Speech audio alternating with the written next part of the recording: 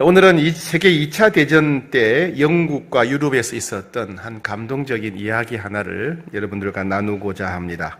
1938년에 영국에 살았던 29살입니다. 니콜라스 윈턴이라고 하는 사람이 있었습니다. 29살이면 젊죠. 니콜라스 윈턴이라는 사람이 살았는데, 원래는 스위스로 스키 여행을 가려고 준비를 하고 있는데, 출발하기 며칠 전에, 한 3일 전에 체코슬로바키아 동부의 유대인 난민 캠프에서 일하는 친구가 전화를 했답니다. 여보게, 여행을 취소하고 지금 여기 와서 나를 좀 도와주게나, 이런 긴급한 요청이 왔답니다. 그래서 여행을 취소하고 체코슬로바키아 동쪽에 있는 난민 캠프로 갔답니다.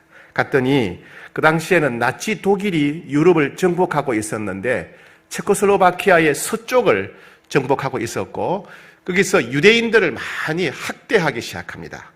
그래서 유대인 탄압 정책을 펼치자 체코슬로바키아 서쪽에 있는 유대인들이 동쪽으로 이제 이동해서 도망을 가서 동쪽에서 난민 캠프를 이제 이루고 거기에 피난 와 있었던 것입니다.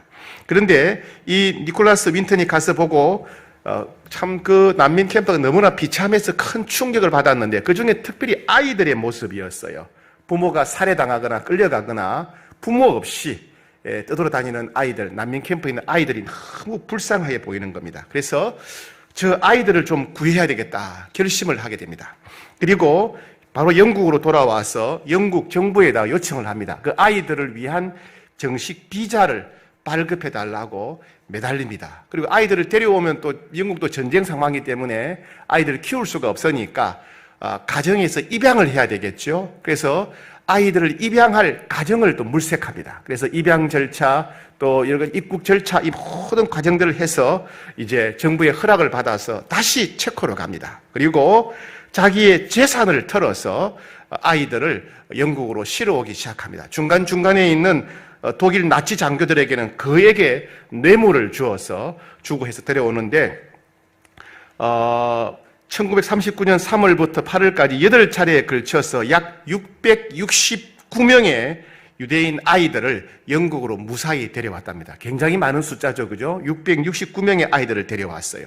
그러다가 이제 9월 3일 날 유대인 아이들 250명을 기차에 태우고 체코 프라하를 출발해서 영국으로 올 계획이었는데, 9월 3일 날 올 계획이었어요. 그런데 9월 1일 이틀 전에 독일군이 체코슬로바키아를 완전히 정복하게 됩니다. 그래서 그 계획이 실패로 돌아가게 되고, 마지막 영국으로 탈출 예정이었던 약 250명의 아이들은 결국 전쟁 중에 모두 목숨을 잃고 말았다고 합니다. 자, 사진 한번 보시겠습니다. 네, 이분이 위에 있는 분이 니콜라스 윈턴이고 살아있을 때 모습이고, 밑에의 모습은 그 당시 유럽에서 아이들을 데려올 때, 젊었을 때 29살 때 니콜라스 윈턴의 모습입니다. 다음 장면. 네, 이렇게 아이들을 한 명씩 한 명씩 해서 669명의 아이들을 살려내었다고 합니다. 다음 장면. 나중에 이제 이 사실이 밝혀져 가지고 그때 669명의 아이들 중에 살아있는 사람들과 함께 사진을 찍은 모습입니다. 네, 됐습니다. 여기까지 해보겠습니다. 오늘은 생명을 구한 사람들의 이야기입니다. 바울과 바나바는 우리가 지금까지 살펴본 바와 같이 수리아 안디옥에서 출발해서 지중해를 건넙니다. 그리고 구보로섬, 키프로스 섬에 도착해서 북쪽에서 남쪽으로 걸어서 횡단하며 복음을 전합니다. 이 키프로스 섬은 우리나라 남한 크기와 비슷합니다. 길다랗게 생겼는데, 그래서 이제 키프로스 섬에서 복음을 전한 다음에 다시 지중해를 건너서 터키의 남쪽 지방, 밤빌리아 지방에 있는 버가에 도착하게 됩니다. 그런데 그 중간에 동역자 한 명, 즉 마가 요한이 힘들다고 포기하고 돌아가 버립니다. 우리가 어려운 일을 할 때 중간에 한 명이 빠지면 참 낙심이 되죠. 서운하지요, 그죠? 힘 빠집니다. 그런데도 그들은 포기하지 않고 계속 앞으로 나아갑니다. 타우루스 산맥이 가로지르고 있었는데, 그 타우루스 산맥을 넘어서 약 160km를 걸어서, 그것도 강도들이 많이 나타나는 험한 산맥을 넘어서 비시디아 지방의 중심 도시인 안디옥에 가서 복음을 전합니다. 또 안디옥에서 가진 고생을 하다가 결국 루가오니아 지방의 중심 도시인 이고니온에 도착하게 됩니다. 너무나 힘든 여정이었어요. 그렇게 힘든 여정을 왜 하게 될까 우리 생각을 하게 됩니다. 제가 군대에 있을 때, 오늘 군대 얘기를 좀 해야 되는데, 뭐 여러 가지 군대에서는 훈련이 많죠. 그래서 제가 제일 힘든 훈련 하면 아마 유격 훈련보다도 행군이 아닐까 생각합니다. 우리 여성들은 잘 이해를 못할 겁니다. 100km, 200km 행군이요. 정말 힘들고요. 힘든데, 그건 뭐 훈련이니까 하지만은 이 사람들은 뭐 1박 2일도 아니고 3박 4일도 아니고 수백 킬로를 그렇게 걸어서 험한 산맥을 넘어서 간다. 참 쉽지 않은 여정입니다. 그러면 그들도 그런 고생을 하면서 생각을 하게 되겠죠. 내가 왜 고생을 하고 있지? 내가 집에 있으면 편하게 쉴 텐데 내가 왜 이렇게 험한 산맥을 넘고 바다를 건너고 사람들한테 욕을 먹고 막 사람들이 나를 죽이려고 하는데 내가 왜 이렇게 힘든 인생을 살아야 될까? 내가 이 고생을 왜 사서 할까? 그들은 이런 생각을 했겠지요. 그죠? 사람이니 가지 않았겠습니까? 내가 이 일을 왜 해야 되지? 왜 이 고생을 사서 해야지? 그런 고민을 했을 것입니다. 우리도 그런 생각을 하게 됩니다. 저 사람들은 바울과 바나바는 저 힘든 일을 왜 했을까? 중간 힘들면 돌아오지 왜 저렇게 힘든 일을 끝까지 할까? 우리도 생각하게 됩니다. 그것은 첫 번째는 하나님의 명령이기 때문이죠. 그죠? 안디옥에서 성도들이 금식하며 기도할 때 성령께서 바울과 바나바를 선교사로 보내라고 하셨기 때문에 하나님 명령하셨기 때문에 명령에 순종해서 사명으로 감당하는 것입니다. 그러나 더 중요한 게 있습니다. 그게 뭐냐 하면 바로 하나님의 말씀이 중요했습니다. 복음 때문이죠. 복음. 이 복음을 믿는 사람과 믿지 않는 사람, 하나님의 말씀을 믿는 사람과 믿지 않는 사람의 차이가 너무나 분명했기 때문에 이 하나님의 말씀을 믿는 믿음, 복음을 믿는 믿음이 너무나 중요했기 때문에 그들은 이 험난한 이 여정을 포기하지 않고 달려갔던 것입니다. 여러분 지난주에 주일 설교 때 믿음의 12가지 특징을 말씀드렸지요. 우리 지난주에 우리 예배 드렸나요? 예배 드렸어요 우리? 기억나세요? 네, 잘 잊어버리셨죠? 잘 잊어버렸어요. 다시 제가 복습을 하겠습니다. 지난주에 믿음의 12가지 특징이 있다 그랬어요. 그죠? 첫 번째는 믿어야만 죄를 용서받는다. 그죠? 죄는 하나님과 우리 사이의 결정적인 장애물입니다. 죄가 있으면 하나님의 진노와 심판을 피할 수가 없습니다. 그런데 예수 그리스도를 믿는 믿음이 있으면 죄를 용서받게 됩니다. 즉 믿음으로 의롭다 하심을 받는다. 믿음이 없으면 죄가 해결되지 않는다는 겁니다. 믿음이 없으면 죄가 해결되지 않는다. 두 번째는 믿음으로 구원을 받습니다. 믿음으로 하나님 나라에 들어가게 되고 믿음이 있어야 천국 들어가게 됩니다. 즉 믿지 않으면 절대로 하나님 나라에 들어갈 수 없기 때문입니다. 세 번째는 믿음이 있어야 하나님의 아들이 되지요. 믿음이 있어야 하나님의 아들이 되어서 하나님의 완전한 사랑을 누리게 됩니다. 반대로 말하면 믿지 않으면 절대로 하나님의 사랑을 맛볼 수 없다. 네 번째는요, 믿음이 있어야 하나님 만날 수 있습니다. 오직 믿음을 가진 자만 하나님을 체험하고 경험할 수 있습니다. 그러나 믿음이 없다면 하나님을 만나거나 체험할 수가 없다는 것입니다. 다섯 번째는 믿음이 있어야 하나님이 주시는 은혜를 누리게 됩니다. 하나님의 사랑을 맛보게 되고 하나님의 평안을 맛보게 되고 하나님이 주시는 기쁨을 맛보게 됩니다. 그런데 믿음이 없으면 하나님의 은혜를 절대로 누릴 수가 없다는 것입니다. 여섯 번째는 믿음으로 우리는 하나님이 말씀으로 세상을 지으셨다는 것을 우리가 알 수 있습니다. 바꿔 말하면 믿지 않으면 세상을 누가 만들었는지 절대로 알 수 없기 때문입니다. 일곱 번째, 우리는 믿음으로 하나님이 기뻐하시는 제사를 드립니다. 우리의 찬양과 경배와 예배와 예물, 믿음으로 드리기 때문에 하나님이 받으십니다. 그러나 믿지 않으면 아무리 찬양하고 아무리 예배드려도 하나님께 상달될 수가 없기 때문입니다. 여덟 번째, 우리는 믿음으로 기적을 체험하지요. 바꿔 말하면 믿음이 없으면 절대로 기적을 체험할 수 없습니다. 아홉 번째, 열 번째죠. 믿음으로 우리는 하나님의 약속이 반드시 이루어질 것이라는 것을 알고 확신합니다. 바꿔 말하면 믿음이 없는 사람은 하나님의 약속이 이루어질 것이라는 것을 믿지 않습니다. 헛된 공약이죠. 그죠? 11번째, 우리는 믿음으로 기도 응답을 받게 됩니다. 반대로 말하면 믿음이 없다면 아무리 기도해도 응답받지 못한다는 겁니다. 12번째, 믿음이 있어야 하나님의 능력으로 보호받고 인도받습니다. 바꿔 말하면 믿음이 없으면 하나님의 능력으로 보호받고 인도받을 수가 없습니다. 이와 같이 사람이 마음으로 믿으면 의롭게 됩니다. 죄를 용서받습니다. 입으로 시인하면 구원에 이릅니다. 그런데 이러한 하나님의 말씀을 믿어야, 그죠? 듣고 믿어야, 말씀을 듣고 그 말씀을 믿어야 믿음이 생깁니다. 그죠? 누구든지 믿는 자는 부끄러움을 당하지 않고, 누구든지 믿는 자는 구원을 받지만은 누군가가 이 하나님의 말씀을 들려주어야 믿음이 생기고, 말씀을 들려주어야 믿음이 생기고, 믿음이 생겨야 용서받고, 믿음이 생겨야 구원받는 것입니다. 그래서 로마서 10장 17절에서는 그러므로 믿음은 들음에서 나며 들음은 그리스도의 말씀으로 말미암느니라. 말씀을 들어야 믿음이 생긴다는 거지요.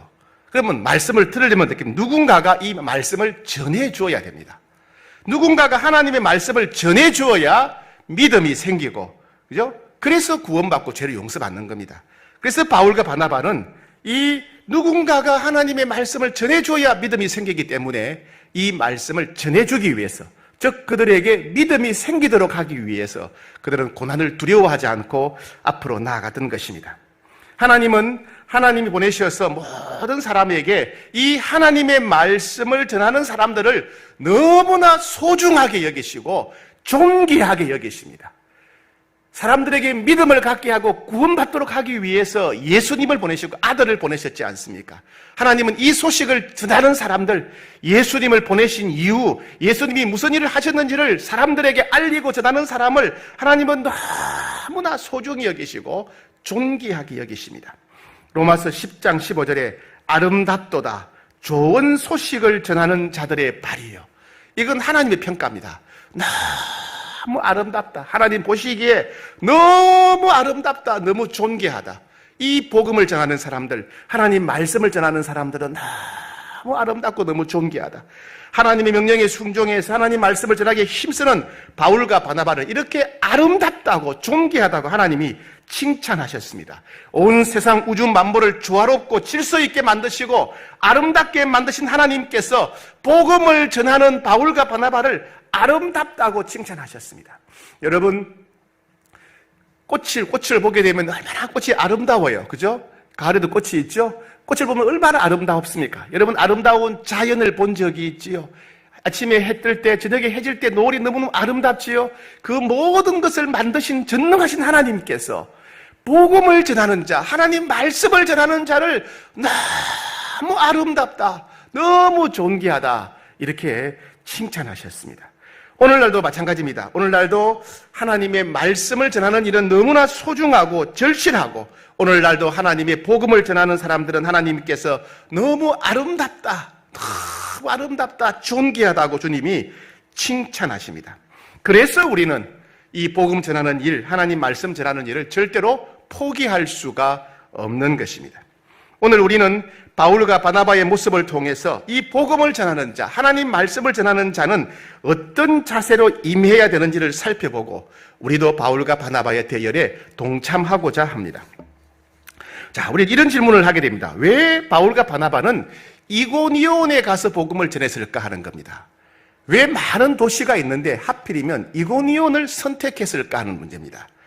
이고니온은 이 지역, 루가오니아 지역의 일종의 수도입니다. 우리처럼 말하면 도청 소재지예요. 도청 소재지. 예. 지금도 이 이고니온은 코네라고 하는 도시로 알려져 있고 2000년 넘었죠, 그죠? 2000년 된 도시입니다. 아주 지금도 코네라는 도시로 아주 번창한 도시입니다. 이곳에는 비시디아 안디옥처럼 유대인들이 많이 거주했고 유대인들이 모여서 예배드리는 회당도 있었습니다. 자, 다시 말씀드립니다. 바울은 밤빌리아 지방에 가서는 버가에 도착했지요. 그죠? 비시디아 지역에 가서는 안디옥에 도착했습니다. 그리고 루가오니아 지역에서는 이고니온에 갔습니다. 우리식으로 말하면 부산 갔다가 대구 갔다가 대전 갔다가 청주 갔다가 혹은 목포에 상륙해서 목포에서 광주로, 광주에서 전주로, 전주에서 대전으로 갔다, 이런 말입니다. 감이 오십니까? 감이 오세요? 어떤 도시에 갔습니까? 각 지역의 중심 도시에 갔답니다. 각 지역의 중심 도시.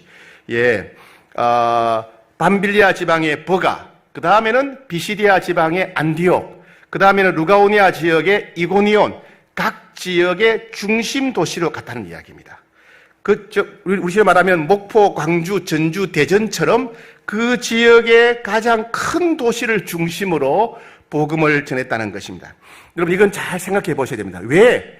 주변에 마을이 많았고, 주변에 도시가 많았고, 사람 사는 곳이 많았을 텐데, 왜 다른 곳에 가지 않고 버가로, 안디옥으로, 이고니온으로 큰 도시 중심으로 갔을까? 주변에 다른 도시가 많은데 왜 목포, 광주, 전주, 대전 큰 도시 중심으로 갔을까 하는 것입니다. 첫 번째는 이런 큰 도시에는 유대인들의 회당이 있었기 때문입니다. 유대인들은 어릴 때부터 성경을 읽고 연구한 사람들이기 때문에 구약 성경의 예언을 아는 사람들이었습니다. 그래서 바울과 바나바는 구약 성경의 예언대로 이 땅에 오신 예수님, 구약 성경의 예언대로 십자가에 못 박혀 죽으신 예수님, 구약 성경의 예언대로 부활하시고 또 성천하신 예수님, 이 예수님을 구약 성경을 통해서 복음 전하기를 원했던 것입니다. 그래서 어떤 사람들보다도 구약 성경을 제대로 이해하는 사람들은 복음을 더 쉽게 분명하게 깨달을 수 있다고 생각했기 때문에 유대인들이 모이는 회당이 있는 곳에서 복음을 전했습니다. 두 번째, 이고니온이나 이런 큰 도시에 복음을 전하는 이유는 뭐냐면 아무래도 큰 도시니까 사람들이 많죠. 그죠? 더 많은 사람들에게 복음을 전할 수 있고 또 그 도시들은 교통의 요지니까 사방팔방에 복음이 전파될 수 있습니다. 또 큰 도시에 있는 사람들은 주로 농촌이나 산골에 사는 사람들보다 훨씬 더 마음이 열려 있습니다. 여러분 잘 생각해 보세요. 어릴 때 산골이나 농촌에서 평생 살아온 사람들은요, 변화에 대해서 마음이 열려 있지 않습니다. 내가 다른 종교를 믿으면 동네 사람들이 나를 내버려 두지 않습니다.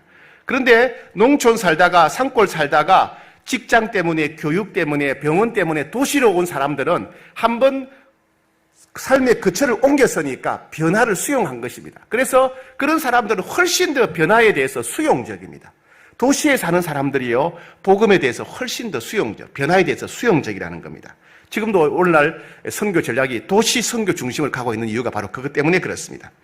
즉, 이고니온 사람들은 농촌이나 산골에 사는 사람들보다 훨씬 마음이 열려 있었기 때문에 새로운 사상에 대해서 받아들일 준비가 되어 있었기 때문에 큰 도시 중심으로 가서 복음을 전했다는 것입니다. 이와 같이 바울과 바나바가 버가나 비시디아 안디옥이나 또 이고니온의 복음을 전한 이유는 그 도시의 복음을 전하는 것이 가장 효과적이고 가장 전략적이었기 때문에 그런 도시에 가서 복음을 전했다는 것입니다.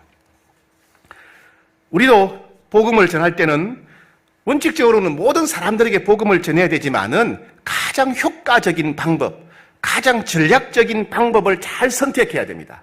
그리고 하나님이 우리에게 주시는 기회를 잘 이용하는 지혜가 필요합니다.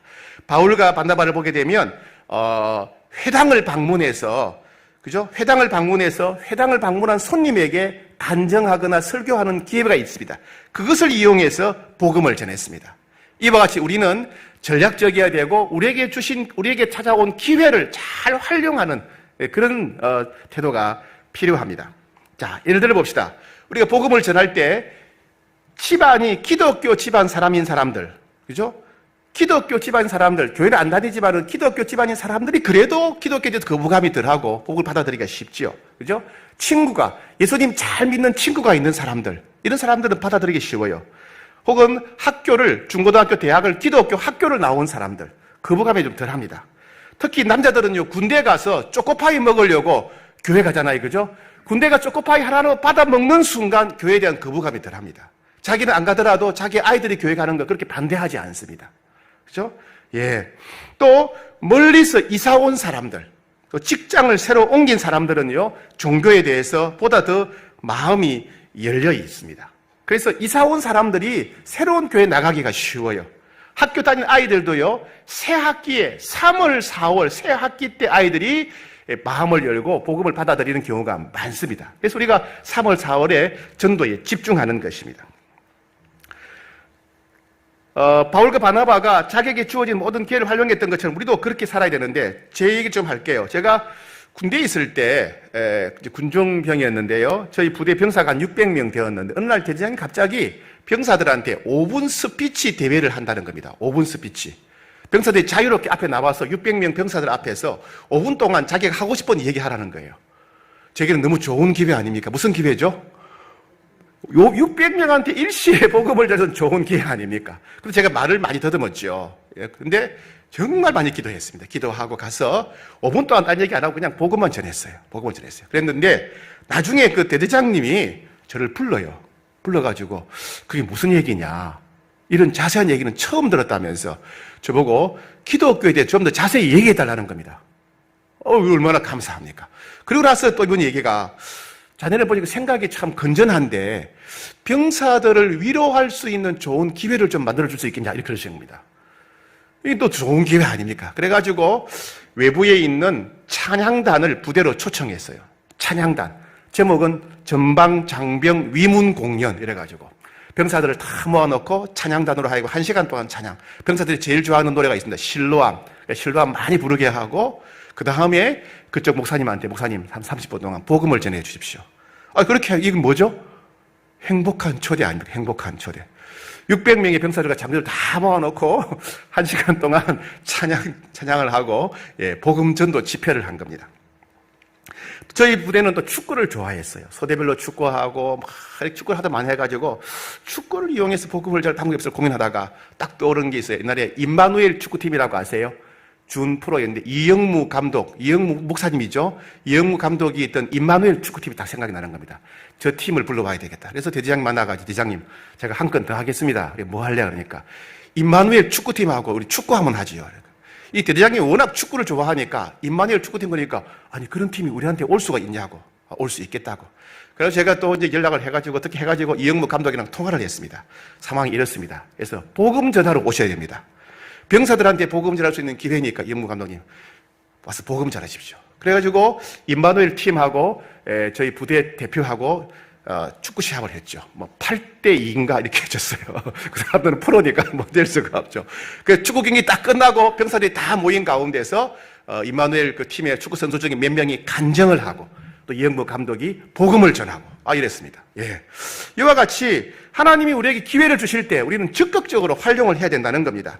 우리 청춘대학 바로 그런 거 아닙니까? 어르신들 초청해 놓고 재미있게 즐겁게 놀면서도 우리가 복음을 전하고 아기학교 아이들한테 교회의 좋은 프로그램 소개해 주면서 아가들과 엄마 아빠 할머니 할아버지들이 예수 믿도록 인도하고 교회 학교 소풍 갈 때 믿지 않는 부모님들 초청하잖아요. 그죠? 보라 우리가 교회가 좋은 일 한다. 이번 주에 우리가 수험생을 위한 영상 기도를 할 겁니다. 혹시 우리 아이들 중에 수험 보는 수험생 아이들 중에 믿지 않는 부모님도 영상으로 초청하는 거예요. 왜? 그들은 갈급하니까 불안하니까. 그래서 같이 영상으로 기도하다 보면 또 마음이 열리겠죠. 그죠? 모든 기회를 우리가 활용을 해야 됩니다. 여러분, 동네에 통장 반장 우리 그리스도인들이 해야 돼요. 통장 반장 해야 주민 상황을 알 수 있고 힘든 가정이 어딘지 이사 온 가정이 어딘지 알 수 있고 그죠? 통장 반장은 복음 전하기가 좋지요. 그죠? 여러분 결혼식, 장례식, 칠순, 팔순 잔치 찾아가셔야 돼요. 그들을 만날 수 있는 기회지요. 그죠? 우리 교회 한 집사님은 공인중개사를 하시는데 볼펜에다가 성부를 새겨놓고 오는 손님들한테 선물로 그냥 볼펜을 주는 겁니다. 명함에다가 본인 명함도 없는데 명함에다가 또 전도 내용을 적어가지고 복음을 적어가지고 오늘 손님들한테 줍니다. 어쨌든 모든 기회를 활용하시는 모습이죠. 어떤 분은 아파트에서 이사 오는 사람이 있으면 무조건 찾아갑니다. 그리고 식혜를 맛있게 만들어가지고 고생한다고 나눠주고 또 저번에 맛집 이사 오면 식당을 모르니까 맛집 소개해주고 그 나중에 이분이 저분이 교회 다닌다더라. 그러니까 가고 싶어 한다는 거죠. 또 어떤 분들은 아파트 경비원들한테 집중적으로 친절하게 잘해준답니다. 왜? 이사 오면 경비에게 물어봅니다. 경비 아저씨한테 이건 제 좋은 교회 어디 있습니까? 어떻게 알겠어요? 자기한테 잘해준 사람 소개해 주는 거죠. 그죠? 또 층간소음이 있으면 층간소음일 때 상대방이 찾아올 때까지 기다리지 말고 먼저 찾아가라는 거예요. 미안하다고 괜찮냐고 찾아가는 거예요. 그러면 좋은 인상을 주지요.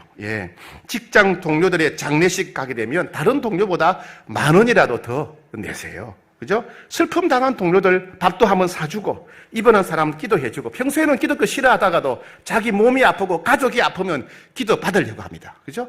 기도해주고 병 나으면 얼마나 감사합니까? 또 어제 한 성도님이 그런 얘기 있어요. 목사님, 코로나 바이러스 때문에 자가격리 2주간 당하는 사람 너무 불안하고 외롭답니다. 이 사람들을 도왔으면 좋겠습니다. 확진자들 들어가면 얼마나 힘들까요? 이들이 외로움과 두려움의 고통에 시달리는데 이들을 위해서 선물 키트를 하나, 세트를 하나 만들면 좋겠습니다. 교회에서 선물 세트를 만들어가지고 누가 자가격리 당하거나 확진자 있으면 이거 갖다 주면 좋겠다. 그러면 너무 기쁜 거예요. 너무 좋은 아이디어 아닙니까? 그죠? 모든 것을 우리가 활용해야 됩니다. 디모데후서 4장 2절에 너는 말씀을 전파하라. 때를 얻든지 못 얻든지 항상 힘쓰라. 때를 얻든지 못 얻든지 항상 힘쓰라. 이 주님 명령입니다. 코로나 때문에 안 돼. 이게 아니고 때를 얻든지 못 얻든지 항상 힘쓰라. 왜? 믿음은 들음에서 나기 때문에, 복음을 들어야 믿음이 생기고 하나님 말씀을 들어야 믿음이 생기기 때문에 우리는 때를 얻든지 못 얻든지 힘써야 됩니다. 주님은 이것이 아름답다, 존귀하다, 우리 주님이 칭찬하시는 너무 귀한 일입니다. 이 귀한 일을 여러분 포기하지 않고 계속하는 여러분 되시기를 축복합니다. 두 번째는요, 비판하며 반대하는 사람이 있어도 우리는 이 일을 계속해야 됩니다. 오늘 본문에 보면 2절, 그러나 순종하지 아니한 유대인들이 이방인들의 마음을 선동하여 형제들에게 악감을 품게 했다. 5절에 이방인과 유대인과 그 관리들이 두 사도를 모욕하며 돌로 치려고 달려들었다 그랬습니다. 복음에 대해서 악감을 갖는 사람들이 있습니다. 그죠? 시기하고 질투하고 반대하고 분노하는 사람이 있습니다. 오늘날도 기독교를 반대하는 사람들 많지요. 왜요? 타락한 지도자들 때문에, 혹은 자기들끼리 싸우는 교회들 때문에, 교회 와서 상처받은 사람들 때문에, 혹은 언론이 기독교에 대해서 비판적이기 때문에, 혹은 신천지나 이단들과 구별이 안 되기 때문에 그럴 수 있죠. 그러나 아무리 믿지 않으려고 하는 사람들이 많다 할지라도, 아무리 비판하는 사람이 많다 할지라도 진리는 변하는 게 아닙니다. 비난한 게 아니에요. 아무리 악감정을 품고 비판하고 해코지 하는 사람이 많아도 진리는 변하는 게 아니에요. 진리는 그대로입니다. 그렇다면 우리는 변함이 없는 진리를 붙들고 끝까지 이 사명을 감당해야 됩니다. 왜요? 누군가는 이 복음을 들려줘야 되니까. 누군가는 하나님 말씀을 들려줘야 믿음이 생기고, 믿음이 생겨야 용서받고 구원받기 때문에, 이 일을 하나님이 너무너무 아름답게 여기시기 때문에 우리는 이 일을 반대에도 불구하고 포기할 수 없는 것입니다. 세 번째입니다. 우리는 어린 영혼을 돌보기에 힘써야 합니다. 3절 같이 읽읍시다. 시작. 두 사도가 오래 있어 주를 힘입어 담대히 말하니 주께서 그들의 손으로 표적과 기사를 행하게 하여 주사 자기 은혜의 말씀을 증언하니. 예. 자, 두 사도가 오래 있었답니다. 오래 머물렀대요. 그리고 주를 힘으로 담대히 말했다. 이 무슨 얘기입니까? 왜 오래 있었을까요? 복음을 전하기 위해서 오래 있었겠지만 특별히 믿게 된 사람들, 바울과 바나바의 설교를 듣고 복음을 믿게 된 사람들, 하나님의 말씀을 믿게 된 사람들이 있었는데 그 중에는 유대인들도 있었고 헬라인도 있었어요. 그런데 주변 사람들이 그들을 시기 질투하고 비판하고 악감을 품었습니다. 그래서 이 새 신자들, 새 가족들을 보호하기 위해서, 새 가족들의 믿음이 자랄 때까지 그들에게 계속 하나님 말씀을 가르치고 그들을 격려하고 붙들어주기 위해서 바울과 바나바는 오래 머물렀다는 것입니다. 그랬더니 바울과 바나바가 복음을 전하고 하나님 말씀을 믿게 된 새 가족들을 붙들어주기 위해서 오래 머물며 계속 말씀을 전했더니 하나님께서 그들의 손으로 표적과 기사를 행하게 했다. 주께서 그들의 손으로 표적과 기사를 행하게 하여 주사 자기 은혜의 말씀을 증언하셨다. 하나님 말씀이 사실이다. 하나님 살아계시다는 것을 표적과 기사를 통해 보여주셨다. 병이 낫고 귀신이 떠나가고 하는 역사가 일어나게 하셨다는 것입니다. 여러분, 우리가 아이를 낳는 것도 중요하지만은 아이를 잘 키워야 되잖아요. 그죠? 아이가 낳았다고 해서 저절로 그런 게 아니니까. 복음을 전하는 것도 중요하지만은, 하나님 말씀을 전하는 것도 중요하지만은 그들의 믿음이 잘 자라도록 보살피는 것도 중요하지요. 그죠? 중요합니다. 이 코로나 바이러스의 심각한 위기 중에 하나는 뭐냐 하면 우리가 새 가족들을 돌볼 수가 없다는 겁니다. 믿음이 연약한 사람들을 돌보기가 어려워졌다는 것입니다. 그래도 우리는 포기할 수가 없습니다. 새 가족들, 사랑방 식구들, 환난당한 사람들 포기할 수가 없죠. 전화도 하고 문자도 보내고 영상통화도 하시고 선물도 보내고 새벽 기도에도 초청하고 9시 가족 예배도 초청하고 계속해서 우리는 영혼을 돌보는 일에 힘써야 됩니다. 그러면 주님께서 분명히 우리 가운데 표적과 기사를 더해 주셔서 병이 낫고 귀신이 떠나가고 성령이 강력하게 역사함을 통해서 하나님께서 이 진리, 이 말씀을 친히 확정시켜 주실 것입니다. 가끔 성도님들 보면 목사님 저도 좀 은사 좀 받고 싶어요. 능력 체험하고 싶어요. 그런 분들이 계세요. 비결이 있습니다. 뭐죠? 오늘 본문에 보니까 바울과 바나바가 복음을 전할 때 어린 성도들을 돌볼 때 하나님께서 표적과 기사를 부어주신 겁니다. 하나님이 기뻐하시는 일을 행하면 하나님이 표적과 기사를 부어주시는 거예요. 표적과 기사를 대주세요라고 기도한다고 될 게 아니라 물론 될 수 있겠죠. 그러나 가장 쉽고 빠른 길은 하나님이 기뻐하시는 일, 사명에 충성할 때, 복음 전하기에 힘쓸 때, 영혼 돌보는 일에 힘쓸 때 하나님께서 표적과 기사를 부어주신다는 것입니다. 사랑하는 여러분, 하나님이 기뻐하시는 일에 힘쓰는 여러분 되기를 축복합니다. 자, 아까 처음에 얘기했던 니콜라스 윈턴 얘기를 좀 하고 마무리하려고 합니다. 이 니콜라스 윈턴은 아까 말씀드린 대로 2차 대전 때 669명의 아이들을 구출해서 각 가정에 입양을 시켰습니다. 참 대단한 일이죠. 그런데 이 사람이요, 그 이후에 약 50년 동안 자기가 그런 일을 했다는 것을 일절 말하지 않았습니다. 심지어 배우자한테도, 나중에 결혼하고 난 뒤에 아내한테도 자기가 그런 일을 했다는 669명의 아이들을 자기가 살렸다는 것을 아무도 얘기를 안 한 거예요. 왜 그랬느냐 그랬더니 마지막에 9월 3일 날 250명의 아이들을 태우고 영국으로 오려고 하는 기차가 출발을 못했잖아요. 왜? 이틀 전에 독일군이 체코 전체를 점령하는 바람에 아이들이 다 죽고 말았던 거예요. 거기에 대한 양심의 가책 때문에 내가 좀 더 일을 서둘지 못해서 250명의 아이들이 죽었구나. 내가 좀 더 애쓰지 못해서 250명의 아이들을 구원하지 못했구나. 그 양심의 가책 때문에, 죄책감 때문에 50년 동안 아무한테도 그런 이야기를 하지 않았다는 겁니다. 그랬는데 50년 지난 뒤에 1988년도에 그의 부인이 다락방에 있는 물건을 정리하다가 보니까 이상한 자료를 보게 된 거예요. 그 자료에 보니 그때 구원받았던 669명의 아이들의 명단과 사진이 쫙 나오는 거예요. 부인이 충격을 받아요. 여보, 이게 뭐예요? 그래서 이제 부인이 그 사실을 알게 된 겁니다. 부인이 여보, 이거 세상에 알려야 된다 해가지고 부인이 방송국에다가 얘기를 했어요. 방송국에다가. 그래서 영국 방송국인 BBC에서 우리 식으로 말하면 그게 인생이야, 이런 이제 프로그램이 있는데 이분을 초대를 한 겁니다. 이분을 초대했어요. 초대해서 이제 초대하면 방송국에 보면 여러분 저거 있죠.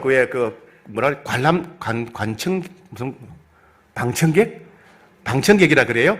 그 구경으로 온 사람들, 그죠? 방청객이 많이 있고 거기에 이제 니콜라스 윈턴이 있는 겁니다. 그러면 이분의 이제 일생을 쫙 소개를 하며 선행을 소개하는 걸 방송을 했어요. 근데 나중에 이제 방송을 진행하던 사회자가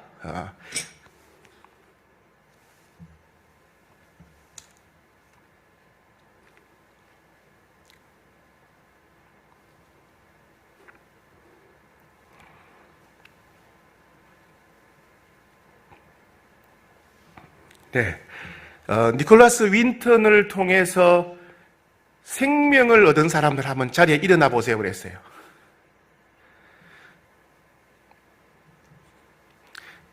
그랬더니 그 자리에 있는 사람들이 다 일어나는 겁니다. 수십 명의 사람들, 수백 명의 사람들이 다 방청객이었던 것입니다. 자, 영상 한번 보시겠습니다. 영상 보여주세요. 네.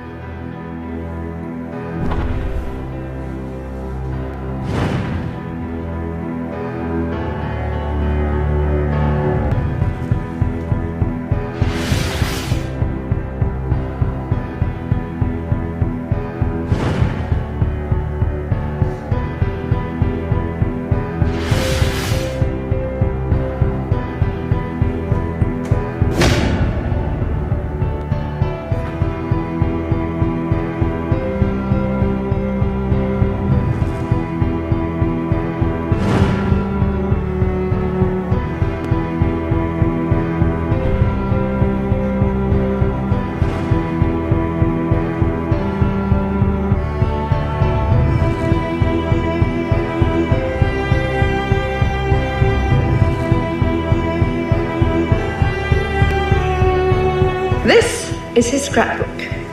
There are all kinds of fascinating pictures in it. Perhaps you can see this is a picture of Nicholas Winton himself with one of the children he rescued. Back here is the list of all the children. This is Vera Diamond, now Vera Gissing. We did find her name on his list. Vera Gissing is with us here tonight. Hello, Vera. And I should tell you that you are actually sitting next to Nicholas Winton.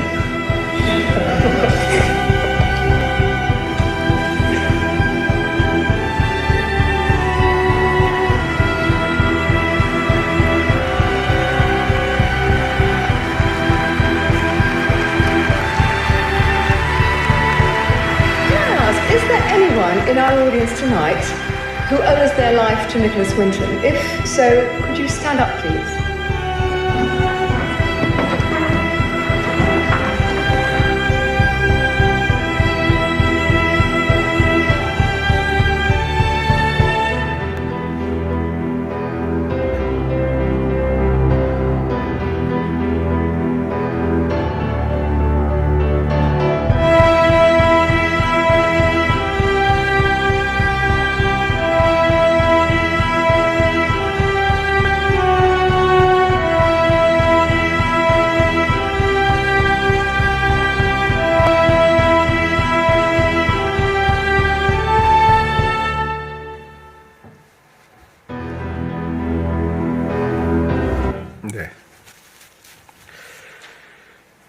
니콜라스 윈턴이 구한 아이들은 669명이었는데 어른이 되고 가족을 이루어서 지금은 약 6,000명의 후손들이 태어났다고 합니다. 이 중에는 영화 감독도 있고 소설가도 있고 또 여러 가지 또 사회 지도자들이 많이 배출되었다고 합니다. 결국 이 사람 니콜라스 윈턴은 영국 정부의 대영 제국 훈장을 받았고 또 기사 자기를 받았고 체코에서는 체코의 최고 권위인 백사자 훈장을 받았고 이분을 배경으로 한 주인공으로 한 영화가 3편이나 만들어졌다고 합니다. 근데 사람들이 이 일을 당신이 왜 이런 일을 했느냐 이렇게 물었더니 그냥 당연히 해야 될 일을 했다. 그냥 당연히 해야 될 일을 했다. 이렇게 말합니다. 근데 그 당시에 같은 유대인임에도 불구하고 같은 민족임에도 불구하고 귀찮거나 무서워서 도와주지 않은 사람들이 대부분이었죠. 유대인임에도 불구하고 이 사역을 귀찮다고, 무섭다고, 두렵다고 도와주지 않은 사람들이 대부분이었답니다. 그런데 아무 관련이 없었던 니콜라스 윈턴은 이 일을 당연히 해야 된다고 생각하고 자기의 전 재산을 바쳐서 생명을 구원하기에 힘썼습니다. 그런 사람은 희귀한 사람이었죠. 사랑하는 여러분, 하나님 말씀을 전하고 복음을 전하고 생명을 구원하는 일, 우리는 이 일을 어떻게 감당할 것인가를 생각해야 됩니다. 생명을 구원하는 이 일을 계속하며 살 것인가, 아니면 귀찮다고 무서워서 그냥 내 인생만 살 것인가. 이것은 우리 각자의 책임이고 우리 각자의 선택입니다. 같이 한번 기도하겠습니다.